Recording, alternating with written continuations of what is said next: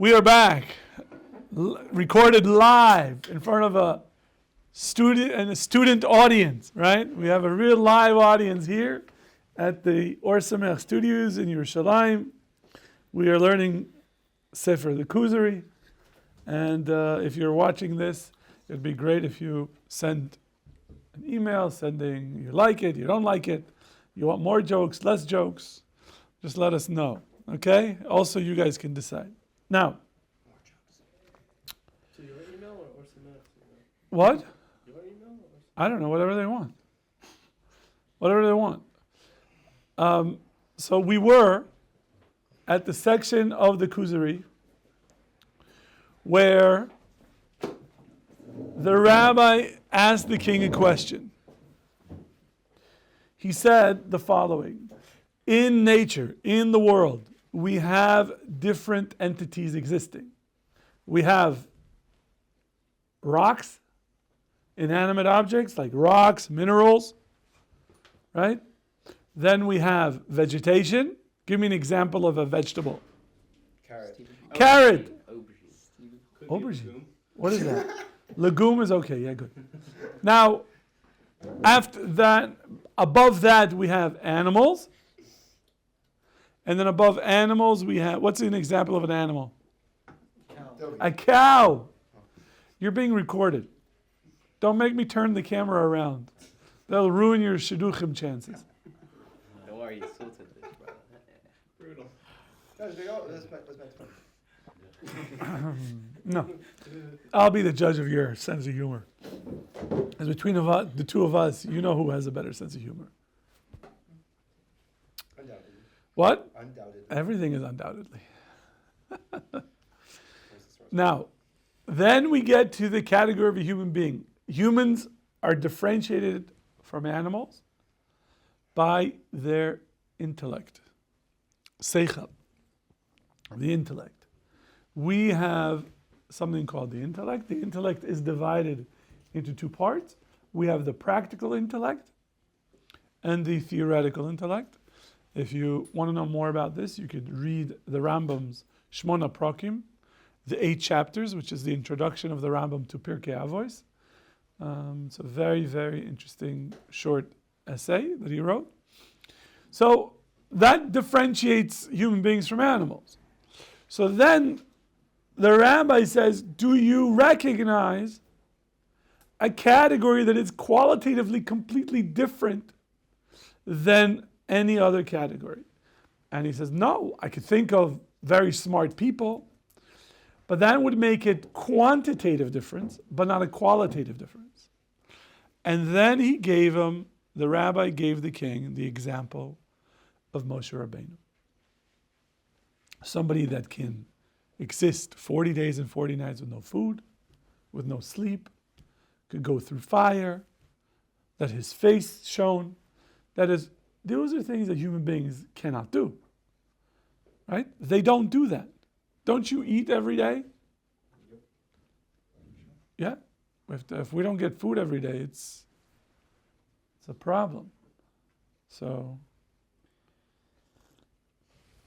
he says, we have a new category, and that category are prophets. Prophets are qualitatively different than other human beings. And Moshe Rabbeinu,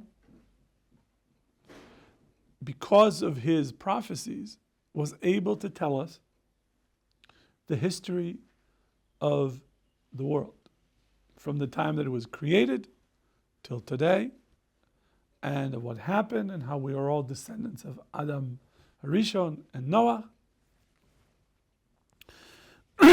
and so on. Now he says, I'll leave time for questions.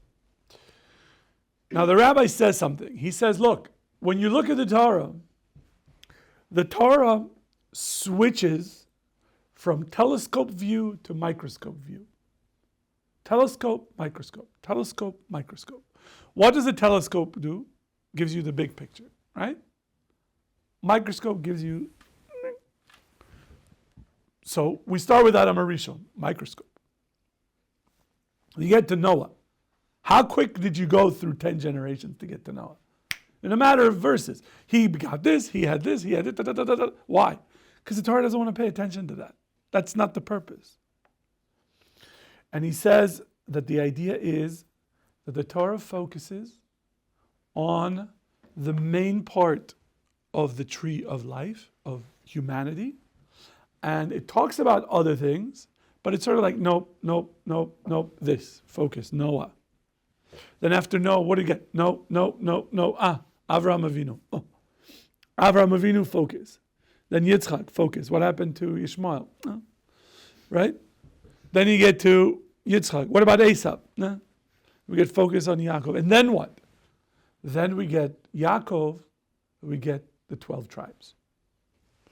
And so that's what he says. And he says, when up to Yaakov Avinu, including Yaakov, we are tracing the transmission of something called Inyan Elohi, Al-Amar Ilahi in Arabic. I told you that it's how it's passed down from generation to generation until it sort of has a very important role to play in the history of humanity. Question?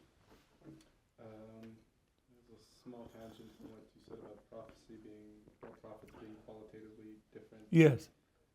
There's just a question about like the generation of prophets that we had in past times, and There were thousands of them. right. Like, how did that work? Like, and then they were saying there were schools of prophets. Like, how do you learn? Yeah. Prophets? Yes, Is that you something learn. You have kind of just qualitatively, like you said. So we're going to talk about that. Okay. We're going to talk about that. So says the Kuzari. He says that divinity was revealed among a group of people only after Yaakov. That is when he had his 12 sons, and we have now the tribes. Then, from that point on, we've seen that divinity is connected to a group of people. Prior to that, divinity was always connected to an individual. Avraham, then Yitzchak, then Yaakov. Going backwards, right, to Noah, Adam Arishon. It was one at a time. And he says, since we have the Torah, we have the dating of the Torah, and we've maintained the dating in the Tanakh.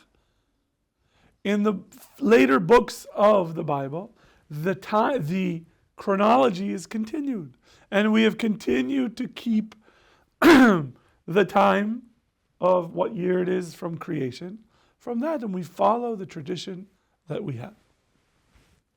So the king says, this specific detail that you have the time, that you have a calendar from creation of the world till today, removes a major doubt that I had in my mind. Because, he says, unless there is some sort of lie or a cabal. Do you know what a cabal is? It's a group of people in a dungeon making a decision to trick the rest of the world. He says, now, it certainly could be that, but it's very hard to claim that of Ma'amad Har Sinai. The whole point of giving the Torah, you can't make that up. And again, if you want more details on that, Rabbi Gottlieb has his book and also lectures online on why it's very hard to fake. So no one has ever done it, as he brings in his book. When I see your face drinking and making that face and knowing that I was the last person to have the milk, it makes me even more enjoying my coffee. See? Look at that. You don't need to blush. Why are you getting all red? Gotta go better. We have to, I'm telling you, we need more cameras so that they could see. Is the coffee expired? Milk? The milk didn't expire. The milk Content expired. expired. And yeah, we finished it. There's no more milk, Oh, I see. and there's no cows, or sheep, or goats, and you can't make milk from almonds. No. Sorry. What about soy? Soy. Have you tried to get milk out of a soy? Get some edamame, put it in the microwave, try to get milk out of that. I don't know what it is when they tell you it's soy milk. I don't know what that is. I just don't know. My kids drink it. I don't really know what's inside. Now, people are going to write emails. Why are you? I'm not against anything. I'm positive. Rabbi, it's great for like late at night when you want some cereal and milk, but your inflation dinner. Oh, okay. I don't eat cereal. I'm beyond the age that I'm allowed to eat cereal. There's certain age that you can't eat cereal anymore. Just, it is what it is. Can we You know? specify that age? Is this a Masorah that's passed down? No. It's my dietitian. She said, no carbs! Except Shabbos. I told her, Shabbos, everything's off. I'm eating anything I want. And so it's a shark frenzy. It's like, okay. So he says, it's something that if 10 people got together and made this stuff up, it would be impossible for them not to screw it up sometime. He says, there's no way that we wouldn't discover their lie. And therefore, when there's so many people around the globe that are following the dating system, right? Jews around the world, we all have the same dating system. He says this is something that is impossible to fake. Especially when the group of people began counting at the same time of the event. Okay. And he says, the rabbi says, correct. Avram Avinu was at the time of the Dor HaFlaga. There was a time where they decided to separate themselves from God. And Avram lived in that period. What? I'll show you later in the Chumash. And he kept the language of his grandfather. His grandfather was Aver. He kept the language of his grandfather, and he was called Ivri, or in English we call him Hebrew. He was speaking, that's where it was coming from. Okay? And when Moshe Rabbeinu came, it was 400 years after Avraham Avinu. How do we know? Because the Torah tells us. And when Moshe Rabbeinu, he told people details about the origin of life on earth, right? 400 years after Avraham Avinu. And you should know that Avraham Avinu was 36 years old, I think 36, when Noah passed away. Just imagine you could go speak to Noah. Like, go to his house, hey, you tell me what happened. It's like, oh, you won't believe what happened. It's How did he manage to populate the planet so fast? Noah, how did he populate the planet with his family so fast? Because Abraham already faced the wars, the tribe, the nation. Some time should pass for that. well, you have in the Sefer Bereshis, it tells you how the 70 nations unfolded. It tells you. It's so fast. What's so fast? It's like 900 years, no? 800 years? From Avram Avinu to Moshe Rabbeinu is 400. So 400 years is a long time. No. From How many, if you go 400 years, if you go back 400 years to one of your ancestors, okay? You pick great-great-great-great-great-great-grandma, I don't know, Shifra Zelda. Okay? And how many descendants do you think Shifra Zelda has today? Thousands. It might be tens of thousands. And if you remove, let's say you would continue the lines and not take into account the Holocaust. That is, that those people didn't die of the Holocaust. And they continued and had more and more kids. For example, this is a statistic I saw a few years ago. At the time of the destruction of the temple, just before, there were 4 million Jews, estimated.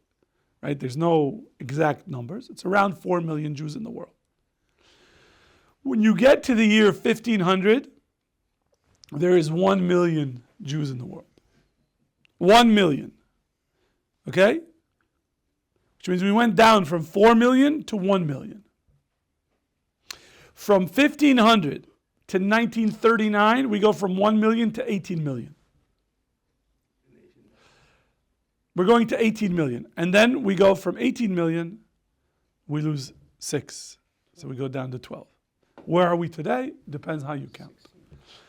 Depends how you count. 14, 16. It depends on how. There are apparently some other definitions than the halachic definition, which I don't want to get into, but it depends how you count and how you do the numbers. So things are, I mean, from Noah to Abraham. No, but I'm telling you, we went from million at the year 1500, right? You add 400 years, that's 1900, right? You have from 1 million to 18 million. Yeah. No. How much time passed from Noah to Abraham? Well, from Noah was when Abraham was 36 years old when Noah died. From the flood to Abraham. Look in the chart. Look in the chart. Let's. Okay, let's find this. Okay. So, when the generation that Moshe Rabbeinu appeared before Paro and the sages of Mitzrayim, his report, right, the prophecies of Moshe Rabbeinu of what happened in the past were verified by the Jewish people. Because if you remember that God tells them, go speak to the Jewish people, tell them, I'm going to take them out. And he went to the elders and he had to prove to them. They said, who sent you? And he had a name and he had to do the various miracles that God told him. So we see that there was a verification at the stage of the beginning of the Exodus from Egypt in Egypt. Because they didn't believe completely that God would speak to a human being. They didn't. Moshe Rabbeinu says, God spoke to me. They're like, oh. But when were they sure that God speaks to people? When they heard God themselves. When they experienced God in the Ten Commandments, that's when they accepted. And just so you know, the Kuzari holds that God spoke the entire Ten Commandments to them. Not just 2. So machlokes. So the Kuzari holds all 10. And the reason they went this way, that is that they were skeptical at the beginning and later on they accepted, is because they were worried, just like when you get a coin, you have to make sure that it's not fake, right? You have to make sure that the coin that you're being given, somebody says to you, here's a gold coin. Would you buy it from him? Why not? Because you're not sure if it's gold. How do you know? You have to check, right? So you do the magnet test. You ever seen the magnet test? Because magnet doesn't pick up gold, right? So if it picks it up, it's not. So here comes a guy who says the right thing, says the right message, but you just don't know. And so they were sort of sitting on the fence.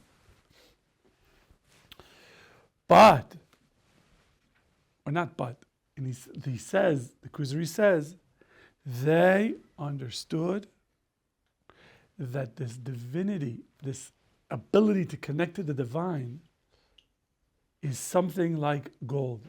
And we have to verify that it's really there. Okay? And they had to test it. So the question is, why do the people believe Moshe Rabbeinu's story about Avram Avinu and Noah and creation? Why do they accept it? They didn't hear this from God. They heard it from him. And so says the Kuzari, that although he told them what happened 500 years ago, and that different nations are connected to Yefet, and other nations are to Shem, and other nations are to Ham, and their lands are like this, and their lands are like that. He says, how would we, if somebody showed up today and told us, the Koreans are from here, and the Japanese are from here, would you accept that? Well, how do you know this? He says, his story is less than 500 years old. Why do they accept it? So the king says, yeah, it doesn't make sense. But the king says, we have historical works that tell us that we could check and to see. We can try to verify. And so you cannot lie to us about what happened 500 years ago. Now, here we have to make a certain distinction. The king is assuming that the audience is well read. Today, people don't read. If you ask them, do you know when was the Declaration of Independence of the United States of America? So some people are like, I don't know. What's that? Yes. Right? Good. Baruch Hashem. Good. Or, what's the history of Finland? Where did Finland become a land? Nobody knows. Do you know? Yeah. Oh, good. Baruch Hashem.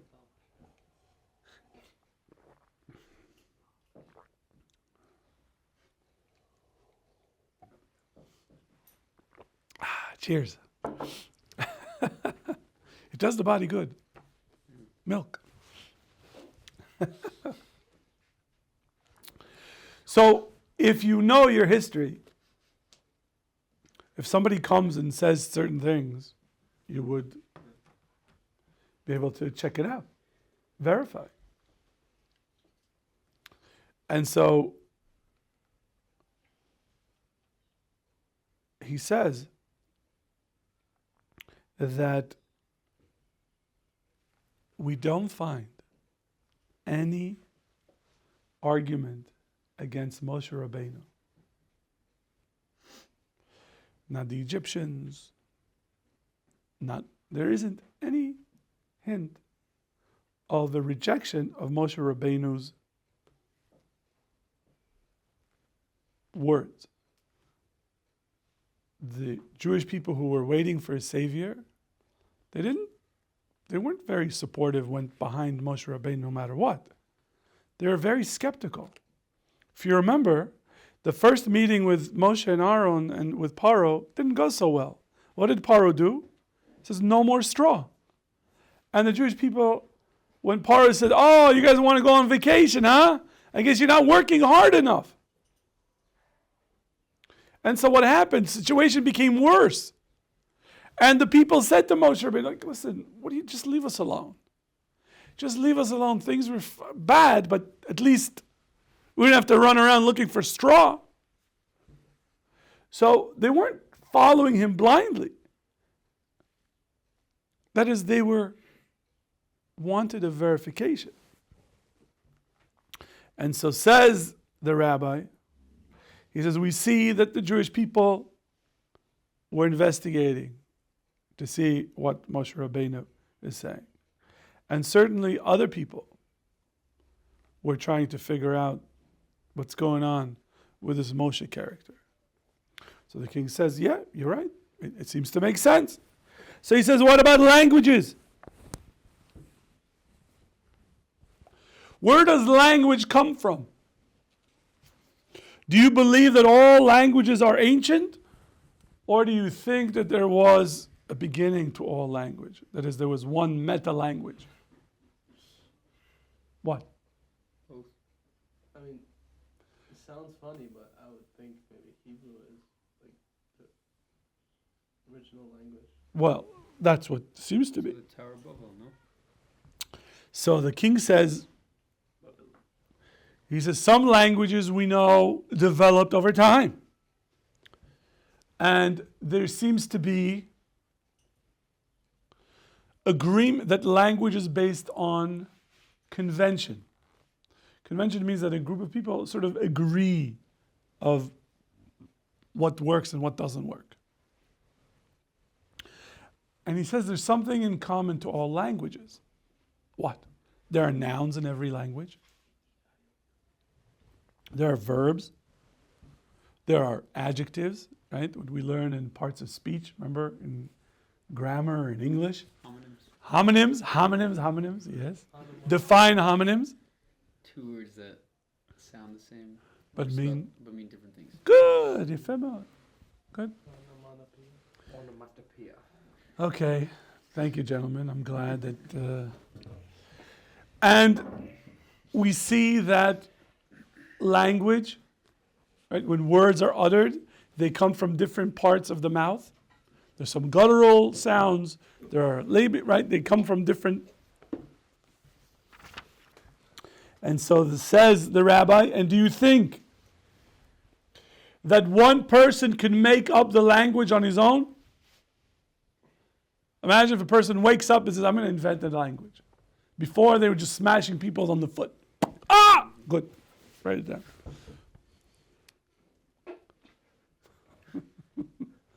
Or, how do you think language developed? So the king says, I don't think that somebody just came up with that on his own. I never heard anything like that. But it seems to be that it developed over time, and that there wasn't one language that everybody agreed upon. So then the rabbi says to him, have you ever heard of the people that don't divide the week into 7 days?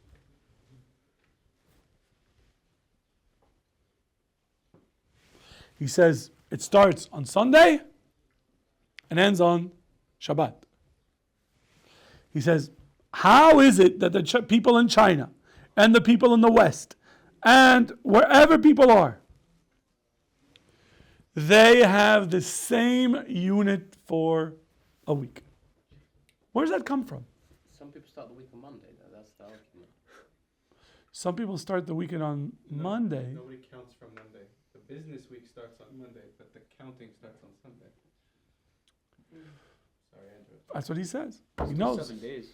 Yeah, Amazon starts on Monday, but the world starts. Amazon? What is Amazon? What do you mean? It was a joke, like meaning like the businesses, right? Yeah. It's just Now, Company.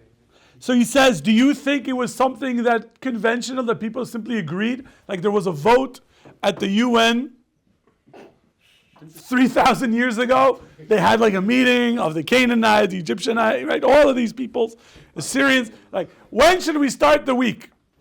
One guy raises and says, let's divide the week into 12 days. 12 days? Why 12? Well, you know, I have 12 underwear. So then the guy says, well, make it 5 days. Why? Because I only have 5. You know, like, Great logic. And you gave them 5, and then they have 7.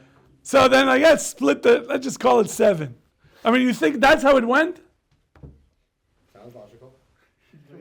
So he says, no. He says it's possible that I guess people could agree on this, but that's very difficult to accept.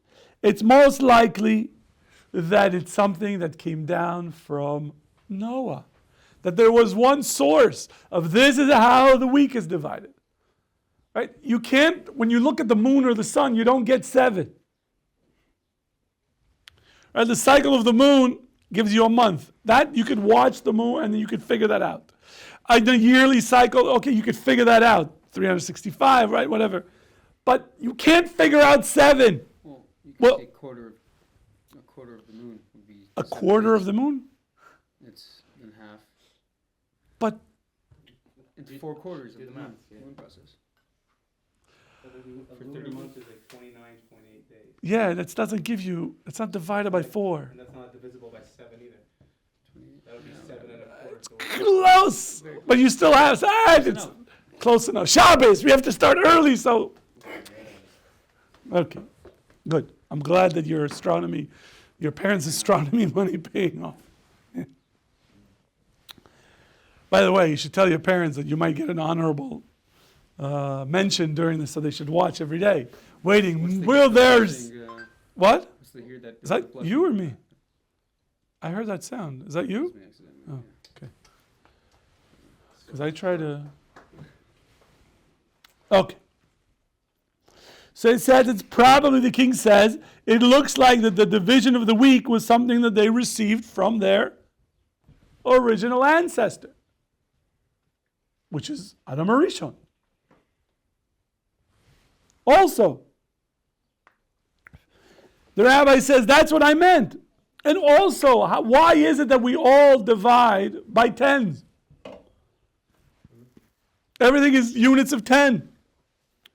And we see people from the east and the west. And he says, why dafka do we count 1, 2, 3, 4, 5, 6, 7, 8, 9, 10? Why? Where did they get that from? Do you imagine if we could just do everything by 6? there's an argument for 8. There's an argument for 8. Good. Baruch Hashem. He says, what in nature brought them dafka to count till 10? Where does that come from that all human beings do that? But where I come from, they do like half a dozen, 2 dozen. Where do you come from? Depending on what you're counting. Nobody counts that with money. Half a dozen money. No, they go 1, 2, 3, 4, 5, 6, 7, 8, 9, 10. Here. 1, 2, 3, 4, 5, 6, 7, 8, 10. So. Baruch Hashem. So he says, and the king says,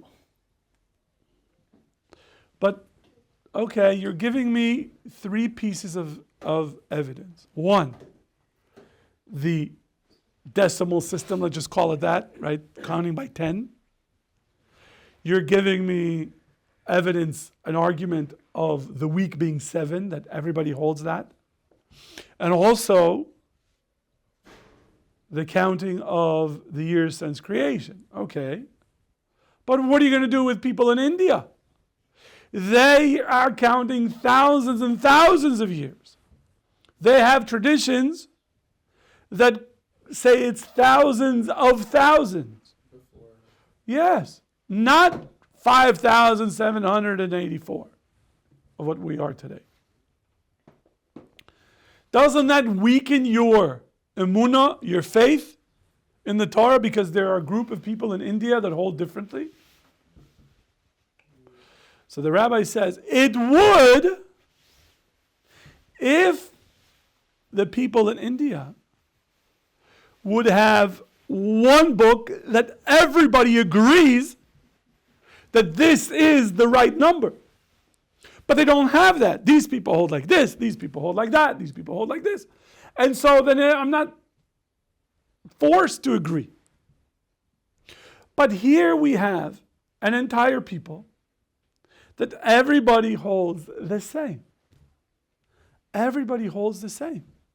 You could look at documents going back, whether it's Cairo Geniza or the Dead Sea Scroll, whatever, documents that have dating on it that fit into our dating system, that we could figure this out, that we know when this happened. And so he says, but if they don't have it, every nation has a different counting in India, and things are not clear. And then he says, and really their whole statement about the age of the universe is only to argue against the monotheistic religions. That's what the Kuzari says. In the same way that they are trying to anger us with their avodah zarah, that they worship idols, right? And they believe that what they're doing is effective, and they make fun of those who hold that God revealed holy books. So we're talking about Islam and Christianity. I don't know that there were that many Jews in India at this time. And they don't really have that many books. And they don't really believe in the written word that is divine, says the Kuzari. He says, although they have some books of astrology, and some of their books have different ages of tens and tens of thousands of years, or they have Nabatean texts. Nabateans was a kingdom that existed a long time ago. They were wiped out. Then those texts have different individuals that they claim existed before Adam Rishon. But there's no uniformity. It's not like they all agree on this. This one says this one says that. So he says, the king says, okay, what I argued against you, says the king, and that your response is that there's really no agreement among them. That's true. Your answer is correct. But what are you going to do with the philosophers? The philosophers, with their investigation and research, and reached very high level of intellectual development, they certainly agreed that the world is eternal. What does it mean, eternal? Always existed. And eternal isn't tens of thousands of years. It's forever. It means there was no creation. It always existed. It has no end. So what are you going to do with that? So the rabbi says, you can't complain. You can't say anything about the philosophers. Why? Because they were people who did not have a received tradition. They were on their own.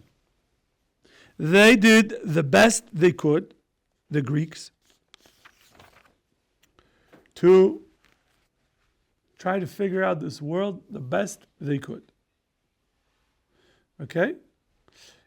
And the divine aspect in humanity went from Noah to Shem, and from Shem through his line to Avraham Avinu, and it did not go into the Greeks. They don't have a Messiah. And so, to the Greeks, wisdom only came to them once they conquered other nations. Only one, and we know that because, have you ever seen the Greek alphabet? If you look at the ancient Semitic alphabet, it looks like that. They simply took that alphabet.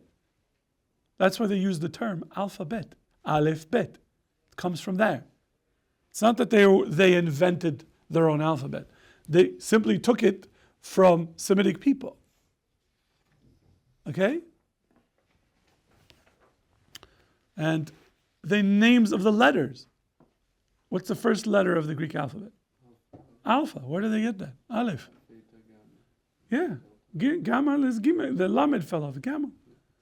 Yeah. It's all. They took the alphabet that we have and did with what the best they could with it.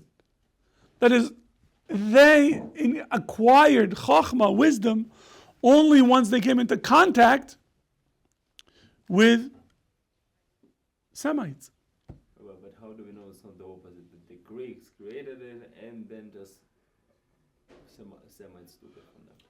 Oh, because this alphabet, I think the oldest example of the Semitic alphabet is more than 1000 BCE, which in Greece, they're running around with sheep and goats. Okay, we'll stop here and we'll continue next week. Shabbat Shalom.